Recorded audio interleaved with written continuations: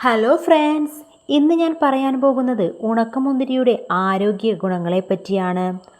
ഉണക്കമുന്തിരി വെള്ളത്തിൽ സോക്ക് ചെയ്തതിന് ശേഷം കഴിക്കുകയാണെങ്കിൽ നമ്മുടെ ശരീരത്തിന് ആവശ്യമായ ഊർജം അതിലൂടെ ലഭിക്കുന്നു.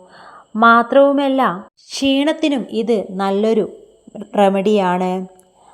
ഫൈബർ ധാരാളം അടങ്ങിയിട്ടുള്ളതിനാൽ നമ്മുടെ ശോധനയ്ക്കും ഇത് ഗുണം ചെയ്യുന്നു. ഇത് കുതിർക്കാതെ കഴിക്കുകയാണെങ്കിൽ ചിലർക്കെങ്കിലും മലബന്ധം ഉണ്ടായേക്കാം. കുട്ടികളിൽ ഉണ്ടാകുന്ന മലബന്ധത്തിന് ഡോക്ടർമാർ പ്രിസ്ക്രൈബ് ചെയ്യുന്നതും ഇത് തന്നെയാണ്.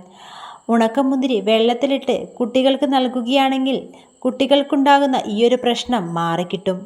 അസിഡിറ്റി പ്രശ്നമുള്ളവർക്ക് ഉണക്കമുന്തിരി കുതിർത്ത് കഴിക്കുന്നത് നല്ലൊരു കാര്യമാണ്. ഇതിൽ ധാരാളം കാൽഷ്യം അടങ്ങിയിരിക്കുന്നു.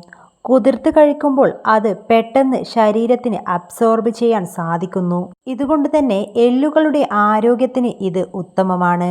അനീമിയ എന്ന അസുഖത്തിന് വലിയൊരു പ്രതിവിധിയാണ് ഇത് കുതിർത്ത് കഴിക്കുന്നത്. ഇതിലെ അയേൺ ശരീരം പെട്ടെന്ന് തന്നെ ആഗിരണം ചെയ്യുന്നതും മാത്രവുമല്ല ദഹന പ്രക്രിയ ഈസിയാക്കുന്നു. കുട്ടികളിലുണ്ടാകുന്ന ഭാരക്കുറവ് ഇത് കഴിക്കുന്നതിലൂടെ പരിഹാരമാകുന്നു.